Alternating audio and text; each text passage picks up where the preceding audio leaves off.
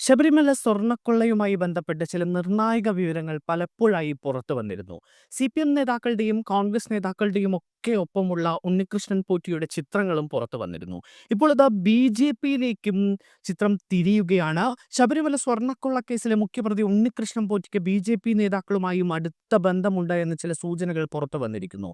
കർണാടക മുൻ മുഖ്യമന്ത്രി സദാനന്ദ ഗൗഡയും ഉപമുഖ്യമന്ത്രിയായിരുന്ന അശ്വന്ത് നാരായണനും ഉണ്ണികൃഷ്ണൻ പോറ്റിക്കൊപ്പം പരിപാടിയിൽ പങ്കെടുത്തതിന്റെ ദൃശ്യങ്ങൾ പുറത്തേക്ക് വന്നിരിക്കുകയാണ്. ബംഗളൂരു ജാലഹള്ളി അയ്യപ്പ ക്ഷേത്രത്തിലെ സ്വർണ്ണവാതിലുകളുടെ സമർപ്പണത്തിനാണ് ഇരു നേതാക്കളും എത്തിയത്. കേന്ദ്രമന്ത്രിയായിരുന്ന സമയത്താണ് സദാനന്ദ ഗൗഡ പരിപാടിക്കെത്തിയത്. 2020 ജനുവരി മാസമാണ് സ്വർണ്ണവാതിൽ സമർപ്പിച്ചത്. പോറ്റിയും BJP നേതാക്കളും ഒരുമിച്ചുള്ള ചിത്രങ്ങൾ ഇപ്പോൾ പുറത്തു വന്നിട്ടുണ്ട്. 2020-2021 കാലങ്ങളിലെ ചിത്രങ്ങളാണ് ഇത്. കർണാടകയുടെ മുൻ മുഖ്യമന്ത്രിയും BJP സംസ്ഥാന അധ്യക്ഷനുമായിരുന്ന സദാനന്ദ ഗൗഡ പോറ്റിക്കൊപ്പം പരിപാടിയിൽ പങ്കെടുക്കുമ്പോൾ കേന്ദ്രമന്ത്രി കൂടിയായിരുന്നു. ഉപമുഖ്യമന്ത്രിയായിരിക്കുന്ന സമയത്താണ് അശ്വന്ത് നാരായണൻ പോറ്റിക്കൊപ്പം പരിപാടിയിൽ പങ്കെടുത്തത്. മണിക്കൂറുകളോളം ഇരു നേതാക്കളും പരിപാടിയിൽ പങ്കെടുത്തു.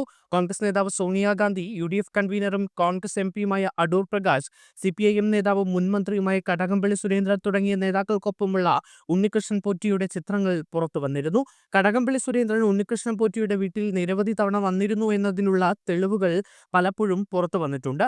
ആദ്യ തവണ കടകംപള്ളി സുരേന്ദ്രൻ വന്നപ്പോൾ ഒപ്പം CPIM പത്തനംതിട്ട ജില്ലാ സെക്രട്ടറിയും മുൻ MLA-യുമായ രാജു എബ്രഹാമും ഉണ്ടായിരുന്നു. ഡിഗ്രിക്ക് റാങ്ക് ലഭിച്ച ഉണ്ണികൃഷ്ണൻ പോറ്റിയുടെ അമ്മാവന്റെ മകൾക്ക് കടകംപള്ളി സുരേന്ദ്രൻ ഉപഹാരം നൽകുന്ന ചിത്രവും പുറത്തു വന്നിരുന്നു.